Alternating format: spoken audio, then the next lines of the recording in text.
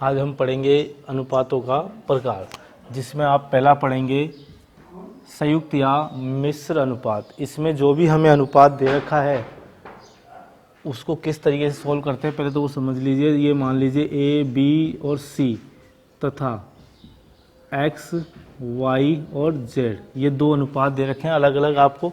तो इसका पूछ रहा है आपसे प्रश्न मिश्र अनुपात या संयुक्त अनुपात। तो आप कुछ मत करिए, इसको इससे मल्टीप्लाई कर दीजिए, यानी ए एक्स अनुपात बी वाई अनुपात सी जेड, यानी कि दूसरे का दूसरे से और तीसरे का तीसरे से। तो ये आपको प्राप्त हो जाएगा इसका मिश्र अनुपात। इसका किसी एक एग्जाम्पल ले लेते हैं, जैसे देखिए 2, 3 और 5 तथा 5, 7 और 11 का मिश्र अनुपात। मान लो प्रश्न पूछता है मिश्र अनुपात, तो इसका इससे मल्टीप्लाई करेंगे तो ये हो जाएगा 10, इसका इससे करेंगे तो 21 और इसका इससे करेंगे तो 55। ये आपका प्राप्त हो जाएगा मिश्र अनुपात। इसी प्रकार आप अगर विलोम अनुपात की बात करें सेकंड नंबर की, तो विलोम अनुपात देखिए व्युत्क्रम या विलोम अनुपात नाम से पता चल रहा है, यानी कि जो भी हमें अनुपात दे रखा हो, जैसे ए अनुपात बी, तो का विलोम अनुपात जो होगा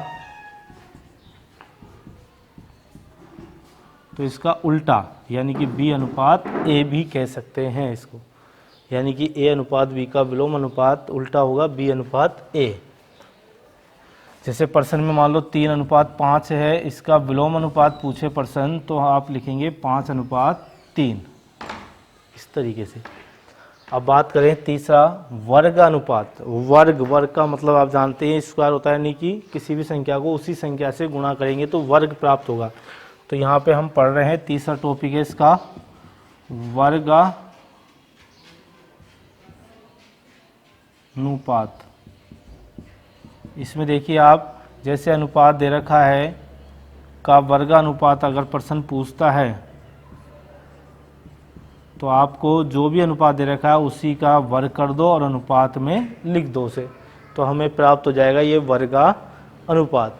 अब आता है आपके पास चौथा जो टॉपिक है इसमें वर्गमूल अनुपात। वर्गमूल अनुपात का मतलब हो गया कि किसी भी संख्या का वर्गमूल यानी कि अंडर रूट ज्ञात करना।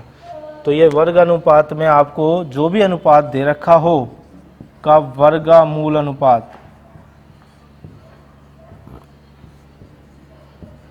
अनुपात अगर आपसे पूछे तो आप ये अंडर रूट में लिख दीजिए इस अनुपात को ही, जो आपके पास पहले दे रखा है उसी को अंडर रूट में लिख देंगे। और अंडर रूट का मतलब आप जानते हैं a की पावर 1/2 और b की पावर भी 1/2, तो इसे कहेंगे हम वर्गमूल अनुपात। इसके एग्जाम्पल में भी ऐसे होगा। अगर मान लीजिए आपके पास ये दे रखा है 25 और 16 और इसका प्रश्न में पूछ लिया वर्गानुपात, यानी कि जो ये ऊपर लिखा है वो का वही, तो आप इसको ऐसे कहेंगे अंडर रूट में 25 अनुपात अंडर रूट में 16। तो 25 वर्ग होता है 5 का और ये होता है 4 का, तो ये आ जाएगा आपका 5 अनुपात 4। इसके बाद आता है आपका घन अनुपात, घनानुपात, यानी कि घन का मतलब जानते हैं आप किसी भी संख्या को 3 बार गुणा करें तो वो घन कहते हैं। तो उसी प्रकार घना जो अनुपात होगा वो भी इसी तरीके से होगा, जैसे a अनुपात b अनुपात c का घनानुपात, तो ये हो जाएगा a क्यूब अनुपात b क्यूब अनुपात c क्यूब। तो इस तरीके से आप किसी भी संख्या का जो भी दे रखी हो आपको अनुपात में, उसका घनानुपात पूछे तो उसी संख्या का आप क्यूब कर दीजिए, जितने भी संख्या दे रखी हो अनुपात में उसका क्यूब कर दीजिए, तो आपको घनानुपात प्राप्त हो जाएगा। इसके बाद आता है छठा जो टॉपिक है आपका वो है घन अनुपात, ये घनमूलानुपात, यानी कि जैसे वर्गमूलानुपात था वैसे ही घनमूल अनुपात होता है। यानी कि जो भी दे रखा हो आप, जैसे a और b और c दे रखा हो तो इसका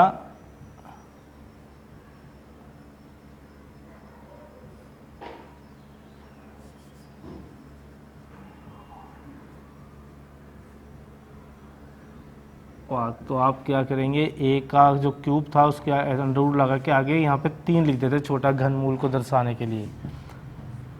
ऐसे ही b के आगे भी आप 3 लगा देंगे यहाँ पे, और ऐसे ही c के आगे भी आपको 3 लगा देना। और इसे हम ऐसे भी लिख सकते हैं a की पावर 1/3, b की पावर 1/3 और c की पावर भी 1/3। इस तरीके से आपको घनमूलानुपात प्राप्त होगा। अब बात आती है आपके समानुपात। समानुपात क्या होता है? किन्हीं भी दो अनुपातों के बीच में, जैसे अनुपात के बीच में तो हम लगाते हैं a अनुपात b, अनुपात के बीच में तो हम 2 ही डॉट लगाते हैं, लेकिन समानुपात लिखते समय हम 4 डॉट लगा देते हैं इस तरीके से, और ये आपके पास आ जाएगा c अनुपात d। तो जब हम समानुपात का मल्टीप्लाई करते हैं तो हमेशा भार के पदों का भार वाले पद से और बीच वाले मध्य वाले पदों का मध्य वाले पद से ही गुणा करते हैं। यानी कि इस तरीके से हो जाएगा, a का तो मल्टीप्लाई करेंगे d से और b का मल्टीप्लाई करेंगे c से। तो इसे हम कहते हैं समानुपात का ये फॉर्मूला बन जाता है। अगर समानुपात में दे रखी हो तो इस तरीके से हम इसको ज्ञात कर सकते हैं।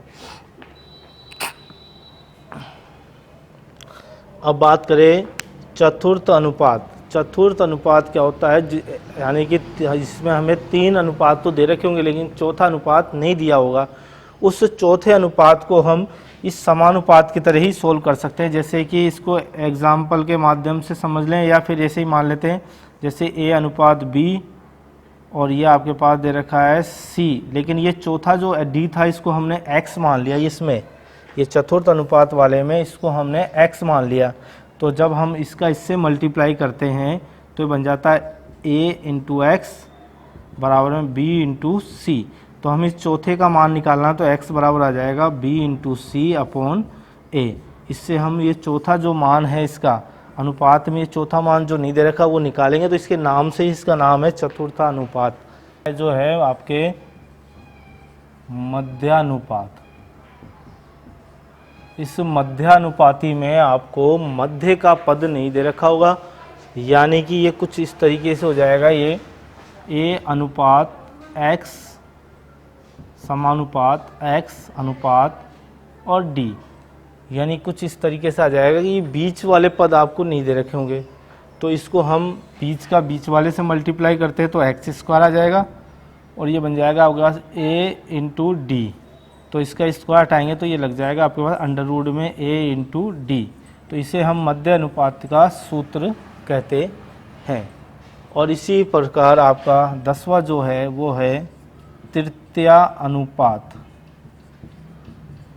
तृतीय अनुपात में आपको इसमें भी इसी तरीके से है कुछ a जैसे a, और इसमें ये जो बीच वाला पद होता है इसी को हम b भी मान लेते हैं, 2 बार मान लेते हैं।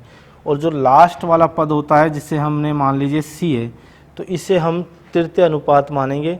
इसको हम ऐसे भी लिख सकते हैं x, यानी कि जो x है इसकी वैल्यू होगी वही तृतीय अनुपात की वैल्यू होगी। तो यानी कि ये हमारे पास आ जाएगा भार के पदों का गुणा करेंगे तो a इंटू एक्स आ जाएगा, और बीच वाले पदों का बीच वाले पदों से करेंगे तो b स्क्वायर हो जाएगा। तो जो x का सूत्र बनेगा वो आएगा b स्क्वायर अपॉन a। इसे हम कहेंगे तृतीय अनुपात का सूत्र, यानी तृतीय अनुपात जो ज्ञात करना हो।